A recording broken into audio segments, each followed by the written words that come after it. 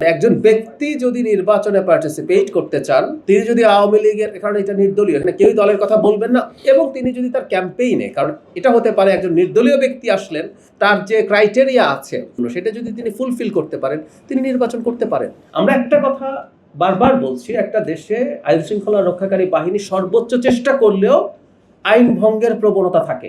এটা সব দেশে, আর আমাদের মতো দেশে তো আরো বেশি থাকে। এটা হলো 1 নম্বর। 2 নম্বর হচ্ছে আওয়ামী লীগের ব্যাপারে যারা নিষিদ্ধ আছে, আপনারা খেয়াল করবেন যে এই সরকারের এই বদনামও আওয়ামী গোষ্ঠীরা করেছে, যে 2009 সালের যে সন্ত্রাস দমন আইনের মাধ্যমে আওয়ামী লীগের কর্মকাণ্ড নিষিদ্ধ করা হয়েছে ফর দ্য টাইম বিং, সেটা যে অধ্যাদেশ ছিল সেটাকে এই সরকার আইনে পরিণত করেছে। তার মানে সরকার চাইছে তার কর্মসূচি নিষিদ্ধ থাকুক, এবং এটা সমালোচনাও অনেকে করছে। তার মানে সরকারের ইন্টেনশনটা আমি জানিয়ে দিলাম যে সরকার চাইছে এটা থাকুক, এবং সেটার বিরুদ্ধে কখনো কখনো কোনো ঘটনা ঘটছে, আপনি যেটা বললেন এটা ঘটছে, এবং সেটা নিয়ে সব মানে স্বরাষ্ট্র মন্ত্রণালয় নিশ্চয়ই সিরিয়াস থাকবে। এবং একটা যেটা বললেন যে খুব বড় স্কেলে করার চেষ্টা হয়েছে মাইকে বা ঘোষণা দিয়ে, এই প্রবণতা বন্ধ করার জন্য কোনো রকম কোনো সমস্যা নেই। মানে একজন ব্যক্তি যদি নির্বাচনে পার্টিসিপেট করতে চান, তিনি যদি আওয়ামী লীগের, কারণ এটা নির্দলীয়, এখানে কেউই দলের কথা বলবেন না, এবং তিনি যদি তার ক্যাম্পেইনে, কারণ এটা হতে পারে একজন নির্দলীয় ব্যক্তি আসলেন, কিন্তু যদি তার ক্যাম্পেইনে আওয়ামী লীগ বা তাদের যা যা বলা সেগুলো বলে, সেটা প্রবলেম হবে। এর বাইরে নির্দলীয় ব্যক্তি তার যে ক্রাইটেরিয়া আছে নির্বাচনটা করার জন্য, সেটা যদি তিনি ফুলফিল করতে পারেন, তিনি নির্বাচন করতে পারেন, নিশ্চয়ই পারেন।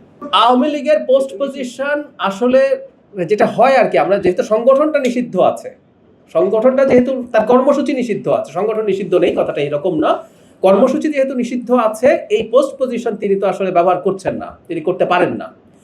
ব্যক্তি হিসাবে যে কেউ যদি ক্রাইটেরিয়া যা আছে সেটা ফুলফিল করতে পারে, তিনি যদি মনে করেন নির্বাচন করবেন, তিনি নির্বাচন করতে পারেন। সরকারের দিক থেকে বাধা দেওয়ার কোনো কারণ নেই এই ব্যাপারে।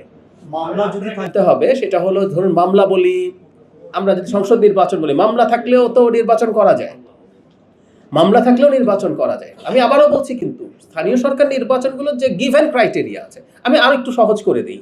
ধরুন এই পার্লামেন্ট ইলেকশনে আওয়ামী লীগের কোনো এককালের কোনো নেতা চাইলেন যে আমি নির্বাচন করব, তিনি নির্বাচন করতে পারতেন, এমনকি মামলা থাকা, জেলে থাকার পরও। কারণ সংসদ নির্বাচনে বলছে আপনি 2 বছরের দণ্ডপ্রাপ্ত হতে হবে নৈতিক স্খলনজনিত অপরাধ, এর আগ পর্যন্ত আপনি তো নির্বাচনে পার্টিসিপেট করতে পারেন। তো এই সুযোগগুলো তখনও ছিল, এখনো আছে। আমাদের সরকার এই ব্যাপারে কোনো রকম কোনো বাধা তৈরি করতে যাবে না। সমস্যা যেটা হয়তো হয়, এটা আমি ইনফর্মালি বলছি, তাদের অনেকে হয়তো মনে করেন যে তারা জনগণের সামনে আবার যাবেন, কেউ কেউ যদি মনে করেন যেতে পারেন যাবেন, কিন্তু আমাদের অনেকেই জনগণের সামনে ভোট চাওয়ার জন্য যেতে হয়তো প্রস্তুত নন, সেজন্যই হয়তো আমরা এত মানুষ এখনো দেখছি।